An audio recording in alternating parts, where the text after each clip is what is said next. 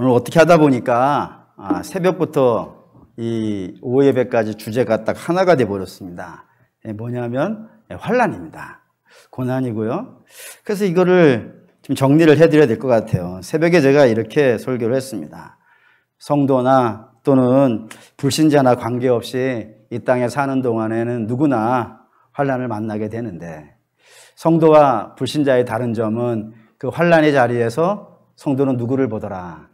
하나님을 보더라. 하나님을 찾더라. 왜요?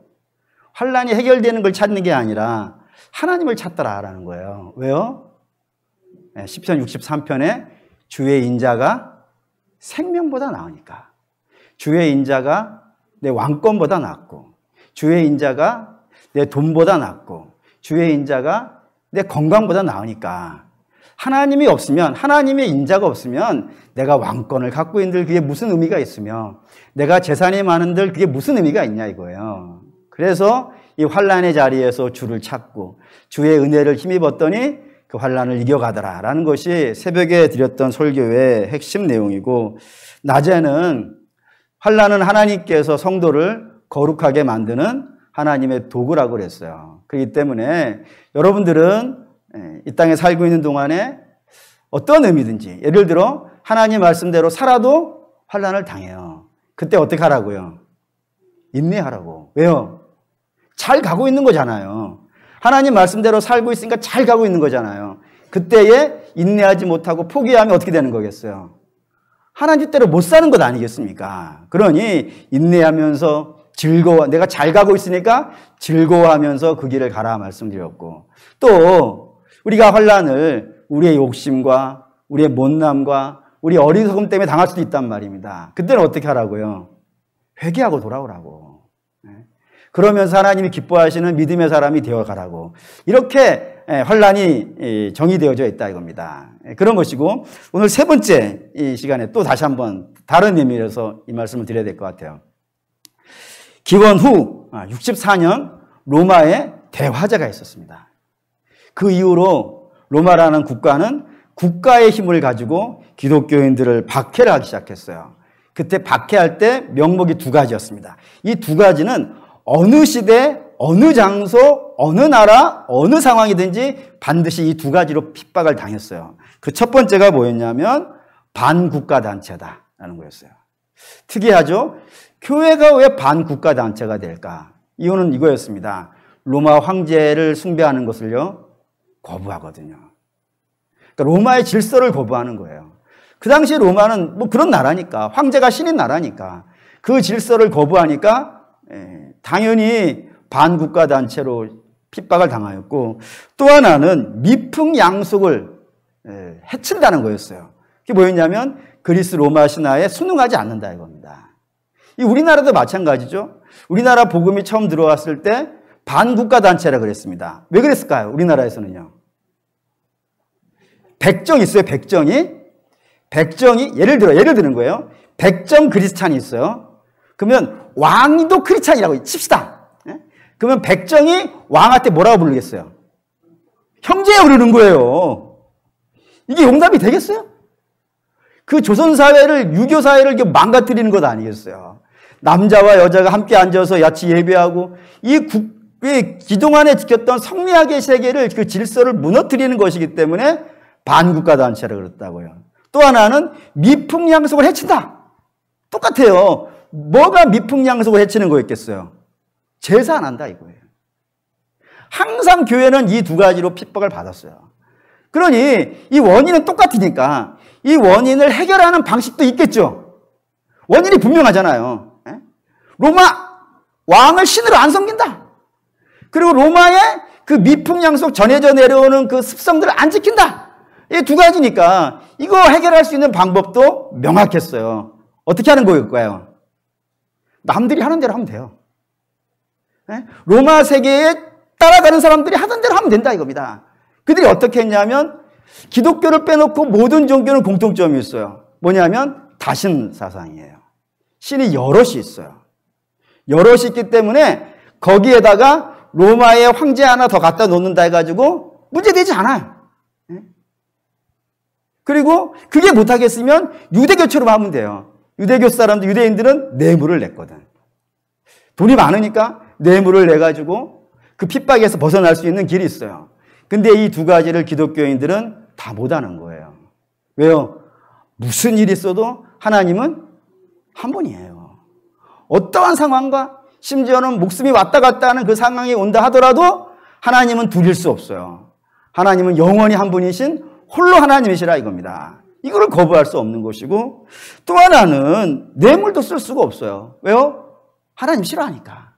하나님 싫어하는 일은 못하겠는 거예요. 그렇기 때문에 오롯이 기독교인들은 로마 시대에 핍박을 당했고, 조선시대의 그리스도인들도 그냥 오롯이 핍박을 당했어요. 그 핍박들 중에 몇 가지를 소개시켜 드린다면, 재산과 생명을 잃어버린 사람들도 많았었고, 직장을 잃은 사람들도 많았었고, 또 너무 심각한 고난을 당하다 보면은 사람들이 자존감이 박살나요. 그냥 자기는 아무것도 아닌 그렇게 되어져요. 그런 자존감도 무너져 버렸고요. 또 하나는 이 핍박이 언제 끝날지 모르니까 희망을 가질 수가 없는 거예요. 그래 뭐 어마어마한 곤란한 상황들이 이 환난으로 인하여서 나타났다 이겁니다. 그때 하나님께서 그 고난당하고 있는 교회들을 어떻게 해주셔야겠어요? 저들이 무너지도록 내버려 둘 수는 없는 건 아니겠습니까? 그래서 하나님이 저들에게 하시는 것은 두 가지였다고 되어 있습니다. 하나는 자존감 무너져 있는, 고난으로 인하여서 자존감 무너져 있는 성도들에게 위로해 주는 거였어요. 또 하나는 미래에 대한 아무런 소망을 갖지 못하는 백성들에게 하나님이 결국에는 모든 것을 주관하신다라고 하는 승리 사상을 안겨줘야 됐어요. 그래서 요한계시록을 읽었던 믿음의 성도들은 이 계시록을 읽으면서 하나님의 위로를 경험하였고 하나님의 승리를 약속받았다 이겁니다. 그러니 이 책을 많이 읽었을까요? 조금 읽었을까요? 어마어마하게 읽었어요. 요한계시록 처음 등장했었을 때는 모든 성도들이 이걸 회람 성경이라 하거든요. 막 돌아가면서 막 서로 읽고, 지금이야 뭐 각 사람들이 성경 하나씩 가지고 있지만 옛날에는 그런 시절이 아니니까 회람하면서 읽고 또 읽고 마르고 닳도록 읽고 얼마나 열심히 읽었냐면은 그거 보면 감동이 막 눈물이 나는데 막 필사를 하는 거예요. 왜 성경이 이만큼 유명해졌냐면은 성경을 막 필사를 했어요. 막 성도들 한 교회 성경이 딱 오면은 요한계시록 오면은 성도들이 막 돌아가면서 막 필사를 하는 거예요. 근데 막 필사하다 보면 여러분도 필사해 보셨겠지만 오자도 있고 탈자도 있고 뭐 실수하는 일도 있잖아. 지금 뭐 지우개가 있고 컴퓨터 백스 밀어버릴 수도 있고 하잖아요. 근데 옛날엔 그게 안 되니까 막 쓰는 거예요. 그냥 그대로 막 써가지고 이 하나에 한 권에 뭐 5,000개. 한 복음서 같은 경우에는 필사본이 지금도 5,000개가 넘게 있어요. 얼마나 많이 베껴 썼는지 아시겠죠? 그 베껴 쓸 때마다 읽는 거 아니겠어요? 그 요한계시록이 그렇게 많이 읽혀졌어요. 어마어마하게 읽혀지면서 성도들이 위로받고 승리에 대한 약속을 입었다 이겁니다. 그래서 이걸 많이 설교를 해야 되는데 어느 순간부터인가 교회에서 요한계시록 설교하는 것이 굉장히 낯설어져 버렸어요. 그래서 저는 그게 싫어가지고 지금 하고 있죠. 이미 두 번째예요 이게. 저는 제 목회 계획이 창세기에서부터 요한계시록까지 한 번 전체를 다 해보는 거예요. 딱 하고 나면은 주님 오시면 참 좋겠는데. 어쨌든 그래요. 근데 요한계시록은 지금 두 번째예요. 제 생각은 한 번 더 할 예정입니다. 그 한 번 더 할 때는 주일 오전에 할 거예요. 어쨌든 3번 정도 하는 것이 제 목표입니다. 어쨌든 그렇습니다. 그런 관점에서 한번 다시 가볼게요. 오늘 본문 여러분 읽으셨겠지만 찬송입니다. 누가 찬송을 하고 있냐면 24장로와 네 생물이 찬송을 하고 있습니다. 근데 지난주에 여러분에게 말씀드렸다시피 24장로는 우리가 알고 있는 그런 개념의 장로도 아니고 하늘의 천사라고 했고요. 네 생물도 하늘의 천사예요. 천상의 존재예요. 천사예요. 근데 이 천사에 대해서 성경은 정말 많은 걸 알려주진 않습니다. 캐톨릭 성경 혹시 보신 적 있으신가요? 캐톨릭 성경에는 외경이라는 게 있습니다. 우리 성경 66권 말고 그 뒤에 좀 성경에 들어가기 좀 어려운 책들이 몇 권 있어요. 그걸 붙여놨는데 거기에는 이 천사들의 이야기가 많이 나와요. 뭐 가브리엘, 라파엘, 루스 뭐 이런 거 좀 또 나와요. 예? 그런 식으로 많이 나오기 때문에 캐톨릭 성경에는 좀 많이 있는데 우리는 그런 걸 안 알려준다 이겁니다. 그 중요치 않으니까 그래요. 그럼에도 불구하고 몇 가지는 우리가 알고 있는 게 있습니다. 그 첫 번째는 뭐냐면 천사는 육적인 존재이다, 영적인 존재이다. 영적인 존재이다. 영적인 존재이니까 시간과 공간의 제약을 받지 않는다. 그리고 하나님이 친히 부르시는 종이다. 그리고 대단히 아름답고 대단히 영광스럽고 대단한 능력을 가지고 있는 자다. 이 정도는 우리가 알고 있단 말이에요. 그러니 그런 천상의 존재, 영적이고 시간과 공간의 제약을 받지 아니하고 하나님이 친히 직접 부르시는 종이고 너무너무 영광스럽고 아름다운 종이 뭐하고 있다고요? 찬송을 하고 있다고요. 이게 놀라운 겁니다. 얼마나 열심히 찬송하는지 볼까요? 우선 8절. 4장 8절 찬송 부분만 먼저 볼게요. 거룩하다, 거룩하다, 거룩하다. 주 하나님 곧 전능하신 이여 전에도 계셨고 이제도 계시고 여기를 봐야 되는데 그 앞에를 볼게요. 그 앞 다시 한번 보겠습니다. 내 생물은 각각 6날개를 가졌고 그 안과 주위에 눈들이 가득하더라. 그들이 밤낮 쉬지 않고 이르기를. 찬양을 하는데 얼마큼 한다고요? 밤낮 쉬지 않고 한대요. 그리고 10절도 볼까요? 10절 한번 또 읽어보겠습니다. 24장로들이 보좌에 앉으신 이 앞에서 엎드려 세세토록 살아계신 이에게 경배하고 자기의 관을 보좌 앞에 드리며 했습니다. 여기에 엎드려 24장로 천사들이 하나님 앞에서 엎드려 찬양하고 있다고요. 엎드려. 부복이에요. 이게 납작 엎드리는 거예요, 이거. 그냥 대충 이렇게 고개 숙이는 정도가 아니라 하나님 앞에 완전히 납작 엎드려가지고 그 대단한 사람, 천사들이. 이해되시나요? 로마 황제하고 비교가 안 되는 거예요. 로마 황제는 이 정도의 사람이라 그러면은 하늘의 천상의 존재인 천사는 그거와 비교되지 않을 정도로 어마어마한, 그리고 24장로나 내생물은 그냥 일반 그룹이나 수습 같은 천사들이 아니란 말이에요. 그들보다 훨씬 계급이 높은, 군대로 말하면 별 4개쯤 다른 그런 참모 총장 같은 그 정도의 계급에 있는 천사들이 하나님 앞에 경배를 드리는데 어떻게 드린다고요? 납작 엎드려서 개구리 잡아디듯이 납작 엎드려가지고 하나님을 찬양하고 경배하고 있다 이겁니다. 뿐만 아니라 그 뒤에는 자기 면류관을 바치면서 자기 거를 바치면서 나는 아무것도 아닙니다. 하나님. 나 영광스러운 자의 면류관을 쓰고 있으니까. 근데 그 면류관을 하나님께 내놓으면서 이거 하나님하고 나는 비교가 안 되는 분입니다라고 하면서 하나님의 영광을 찬송하고 있더라 이겁니다. 이들이 어디가 꿀려서 그럴까요?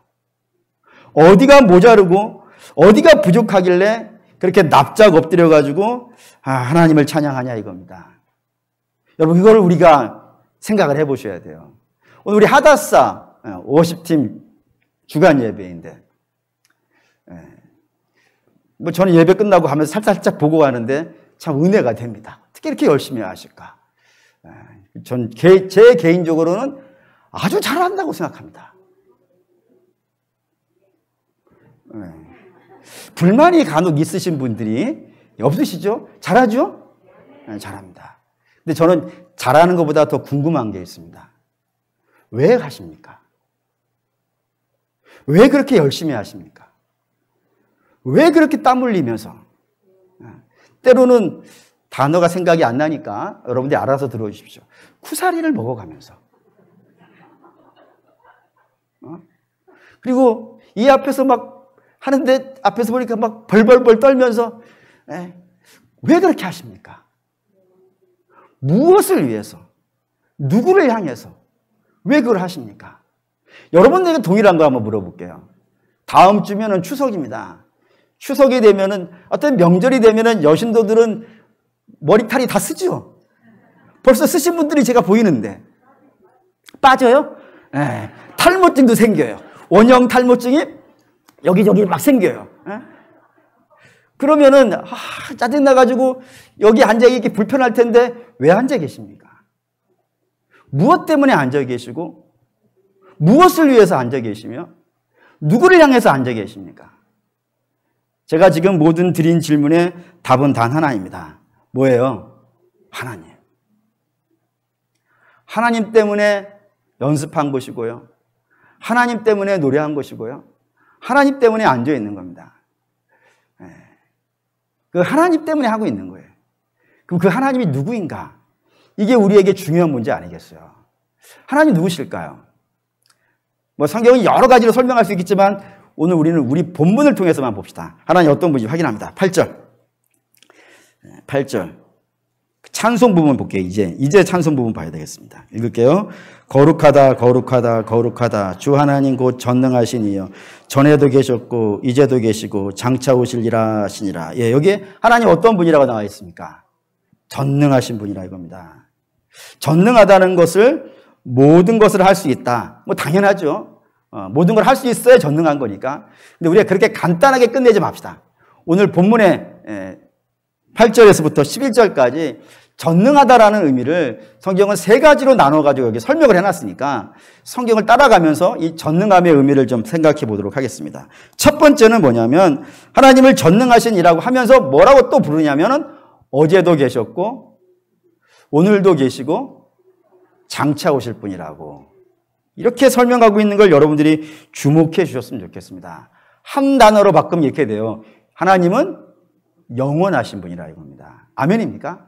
이게 중요한 이유가 있습니다. 뭐 남신도들은 군대 가보신 분들은 다 아실 만한 내용을 하나를 좀 예화로 드릴게요. 말년병장이 있고 초임병장이 있습니다. 그리고 신입병사가 하나가 있어요.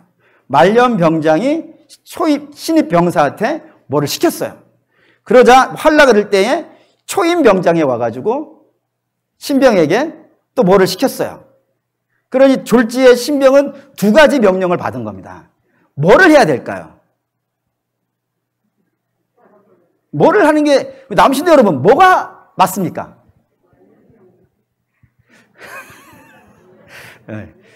말년병장이, 야! 너 내가 여기 제일 높아! 라고 막 하는 거예요. 그러다 초임병장이 뒤에가 조용히 얘기하는 거예요. 누가 더 오래 생활할 것 같아? 누구랑 더 군대 생활 오래 해? 야, 이게 더 무섭지 않아요? 예. 더 오래 하는 게 무섭습니다. 왜 무슨 말을 하려고 그러냐면 로마 황제 셉니다. 약한 자 아닙니다. 대단한 자입니다. 그런데 그가 아무리 대단하다 하더라도 그의 치세는요. 제가 한번 확인해 봤어요. 이게 요한계시록이 쓰여질 때가 도미티안 황제 때인데 도미티안 황제 이전 옥타비아누스라 그러죠. 아우구스투스라고 하는 아우스티누스.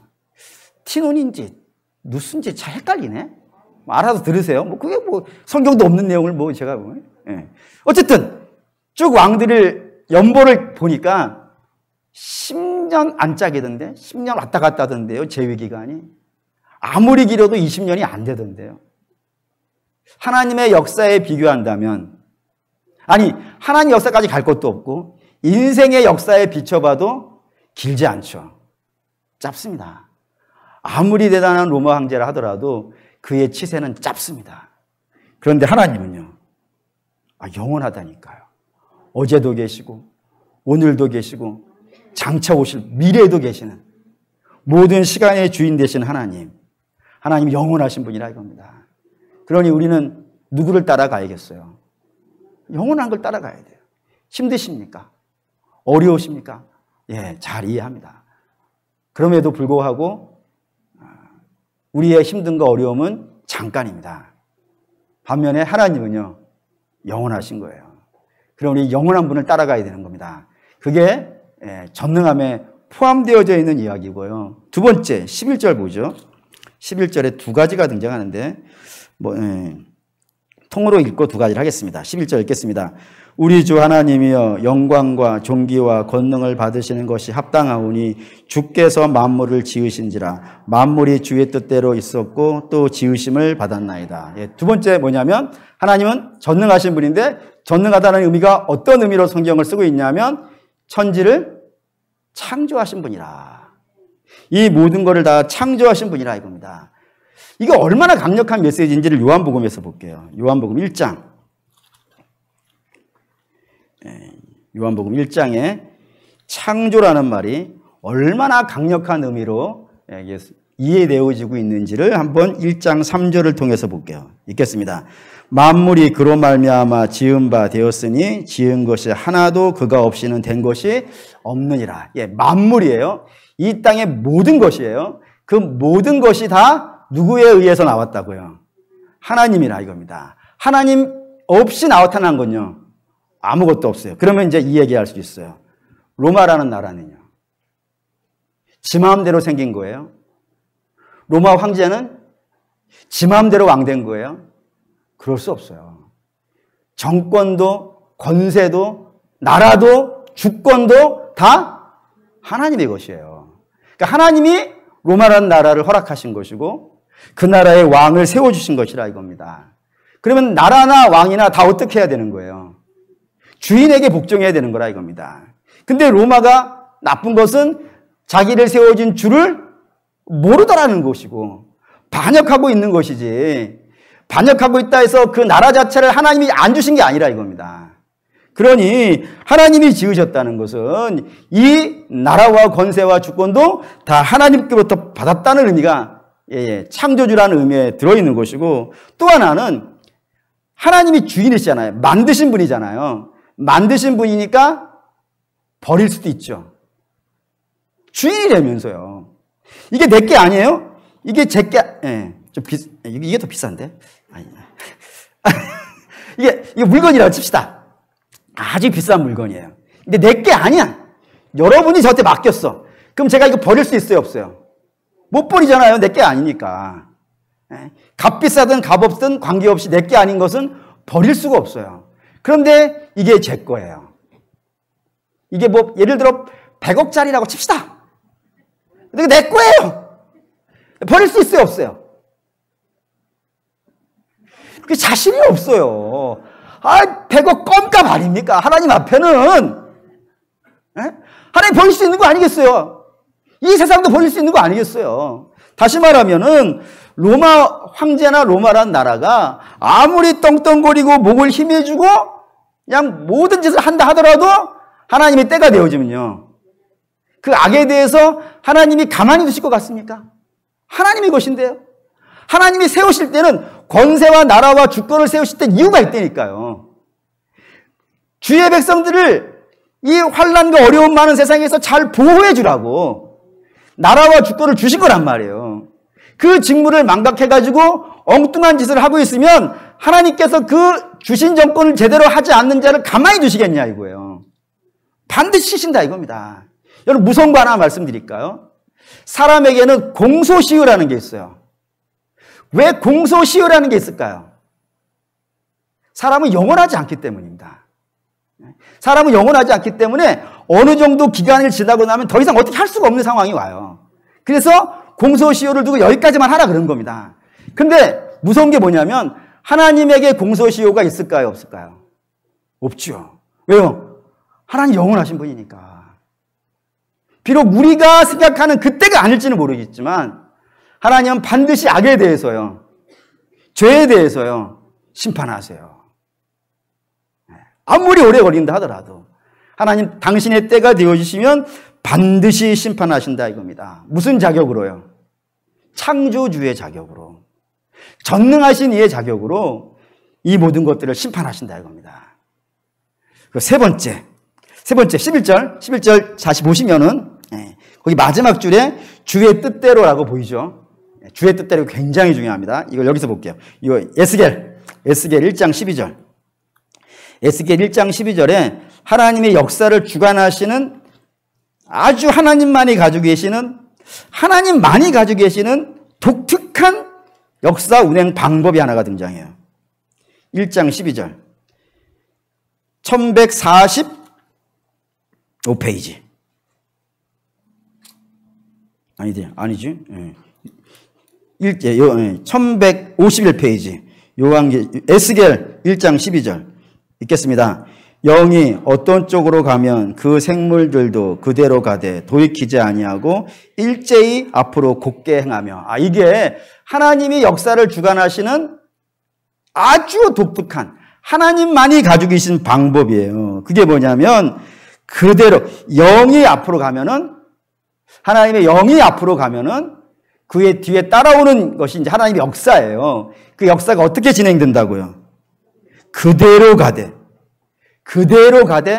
돌이키지 아니하고 일제히 앞으로 굳게 간다고요. 하나님이 이런 겁니다. 내가 이렇게 할 거야! 라고 선포를 했어요. 그리고 일을 시작하셨어요. 그러면 이거는 가다가 멈추는 일이 없어요. 가다가 방향을 틀어가지고 이쪽으로 가는 일도 없어요. 반드시 하나님이 어떤 뜻을 세워서 진행하신다면 그건 돌이키지 않아요. 반드시 하나님의 뜻대로 이루어내세요. 왜 그러냐면 민수기 23장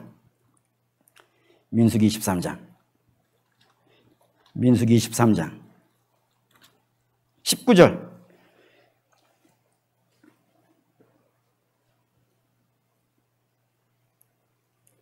민수기 23장 19절 읽겠습니다. 하나님은 사람이 아니시니 거짓말을 하지 아니하시고 인생이 아니시니 후회가 없으시도다. 어찌 그 말씀하신 바를 행하지 아니하며 하신 말씀을 실행치 아니하시랴. 예, 하나님 거짓말 안 한다 이겁니다. 하나님은 오르신 분이지 거짓을 말하는 분이 아니에요. 그렇기 때문에 당신 이렇게 한다 그러면 그거를 합니다. 뿐만 아니라 후회도 없어요. 왜요?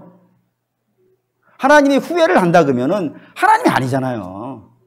하나님 모든 것을 당신의 뜻대로 선하신 뜻대로 움직이시는 분 아니겠어요. 그러니 하나님은 당신이 하시는 일에 후회도 없어요. 그렇기 때문에 당신이 일을 시작할 때는 반드시 해내고야 맙니다.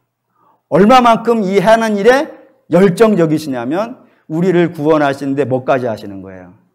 아들을 죽이시는 겁니다. 아들을 죽이서라도 반드시 당신의 일을 완성시키고 당신의 뜻대로 이루어내시는 분이라 이겁니다. 성경이 말하고 있는 하나님의 모습입니다.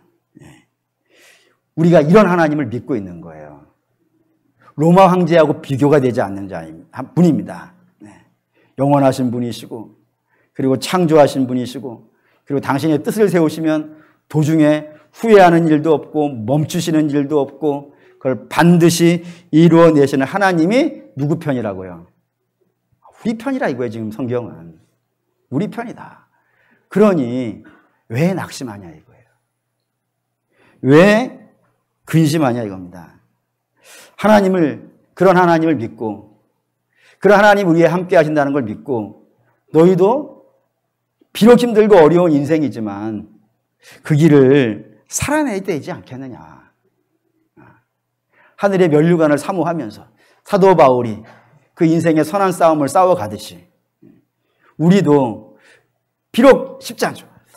로마 시대가 힘들까요? 아니면 지금이 더 힘들까요? 전 똑같다고 생각합니다. 늘 여러분에게 말씀드리잖아요. 남이 걸린 암보다 내가 걸린 감기가 더 고통스럽다고요. 고통이라고 하는 것은 객관적으로 평가될 수 있는 부분이 아닙니다. 전부 다 주관적으로 느끼는 문제예요. 그래서 내가 당하는 것이 제일 어려워요.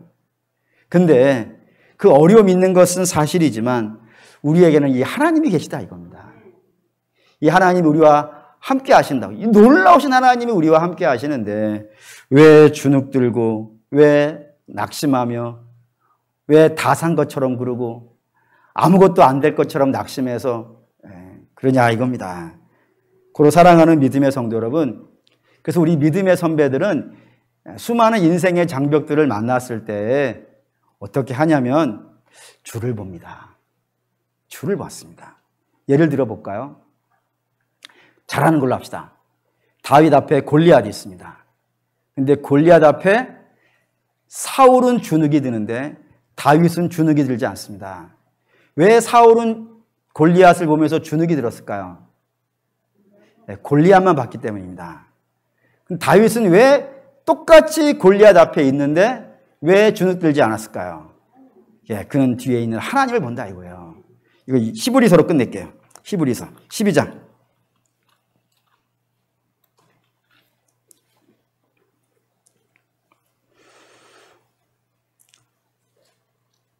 11장 길지만 봅시다. 36절부터 12장 3절까지 11장 36절부터 읽겠습니다. 또 어떤 이들은 조롱과 채찍질뿐 아니라 결박과 옥에 갇히는 시련도 받았으며 돌로 치는 것과 톱으로 켜는 것과 시험과 칼로 죽임을 당하고 양과 염소의 가죽을 입고 유리하여 궁핍과 환난과 학대를 받았으니 이런 사람은 세상이 감당하지 못하느니라. 그들이 광야와 산과 동굴과 토굴에 유리하였으니라. 이 사람들은 다 믿음으로 말미암아 증거를 받았으나 약속된 것을 받지 못하였으니 이는 하나님이 우리를 위하여 더 좋은 것을 예비하셨은즉 우리가 아니면 그들로 온전함을 이루지 못하게 하려 하심이라. 이러므로 우리에게 구름같이 둘러싼 허다한 증인들이 있으니 모든 무거운 것과 얽매이기 쉬운 죄를 벗어버리고 인내로써 우리 앞에 당한 경주를 하며 믿음의 주여 또 온전케 하시는 이인 예수를 바라보자. 그는 그 앞에 있는 기쁨을 위하여 십자가를 참으사 부끄러움을 개의치 아니하시더니 하나님 보좌 우편에 앉으셨느니라. 너희가 피곤하여 낙심하지 않기 위하여 죄인들이 이같이 자기에게 거역한 일을 참으신 일을 생각하라고요. 어려움이 있어요. 성도들 가는 길에 어려움이 있어요.